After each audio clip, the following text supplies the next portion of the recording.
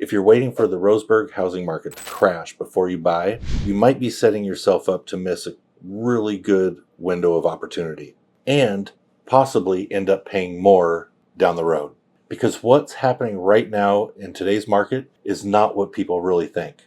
I work with buyers relocating to this area every week, and I am seeing something completely different than what the headlines are saying. And in this video, I'm going to break down what's actually really happening, where prices are softening and where they're not, and what this means for you if you're planning to move within the next 6 to 12 months. And honestly, the last part is what's really going to save you a lot of money.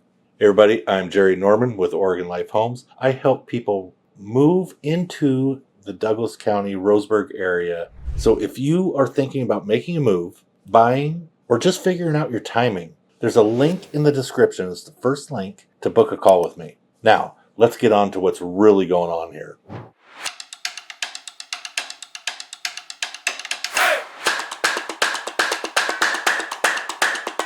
All right, let's address this first, straight up. No, the Roseburg housing market is not crashing, but it's not the same market we saw a few years ago. What we're in right now is what I like to call a market reset.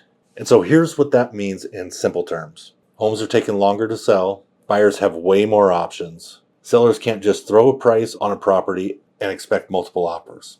And this is where people get really confused. They see homes sitting on the market for 100, 150, 200 plus days and assume that something's wrong with the house or wrong with the market. But that's not the full story. There are three main reasons why homes are sitting on the market today.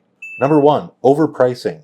A lot of sellers are still basing their pricing on the past market. And buyers today are way more informed and much more patient. So those homes just sit. Number two reason is the condition. Homes that need work or have deferred maintenance, they're getting passed over. Buyers do not want projects unless it's priced accordingly. Number three, location. Now this is a big one here locally. Steep driveways, busy roads, flood zones, outdated layouts. These factors are much more important to buyers today than they were right after COVID. So when you see a home sitting on the market for 200 days, that doesn't mean the market is crashing. That usually means that specific home has missed the mark. And this is where things get really interesting for buyers. This is the part most people are missing. Right now, you've got two markets happening. Market number one, move-in ready homes. These homes are still moving fast. They're clean, they're updated, they're priced accordingly. So these homes are not sitting on the market and they're getting a lot of attention and moving rather quickly. Market number two, stale listings.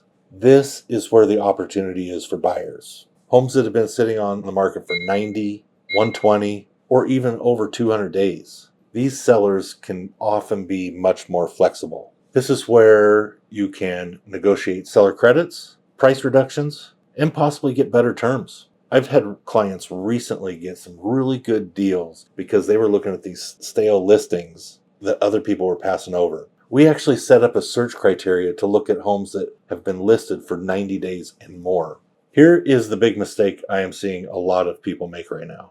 People are sitting on the sidelines waiting for a crash. But here's the problem with that. When rates drop or when confidence comes back into the market, buyers flood back in. There are a lot of buyers just waiting on the sidelines right now. The competition will increase dramatically. Prices will stabilize or actually shoot up. And suddenly, that leverage that you had disappears. If I was planning on buying within the next 6 to 12 months, this is exactly what I would do. I would be looking for homes that have been sitting on the market for a long time and probably ones that have been way overpriced. And I might not make some friends off of this because a lot of listing agents will take overpriced listings in hoping that they can get their seller to lower the price and eventually get that home sold for what it's really worth. I've lost a lot of listings because I've told sellers what price their houses should go for in today's market, but ended up listing at a much higher price. A year later, that home sold for what I said it was worth. I'm not upset by it, but that is what's happening in today's market. A lot of listing agents are taking overpriced listings just to get their name in front of the house. That's fine.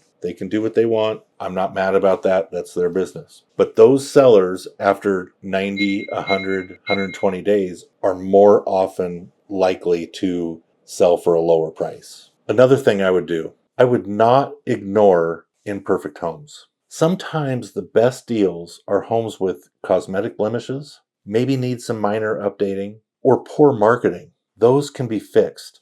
The pricing can't. Number 3 thing I would do is lock in the terms, not just the price. Right now, you can get away with negotiating seller credits, and a lot of them sometimes, repairs, and closing costs. That's where the real money is saved. And the last one, be ready when the right one hits. Because the good deals, they don't sit forever. So here's the bottom line. The Roseburg housing market is not crashing. It's just shifting a little bit. And in a shifting market, the prepared buyer wins. The ones taking action, they win. The people waiting for the headlines to tell them what to do usually end up to the party late. If you are thinking about making a move to Roseburg or the Douglas County area in general, I've moved here too and know what every neighborhood has to offer. And I can help you fit you and your family into the right place. Give me a call, text, email, book a link in that description below, and I'm happy to help. And with that, check out this other video about what happens if a housing market crash happens. Talk to you later.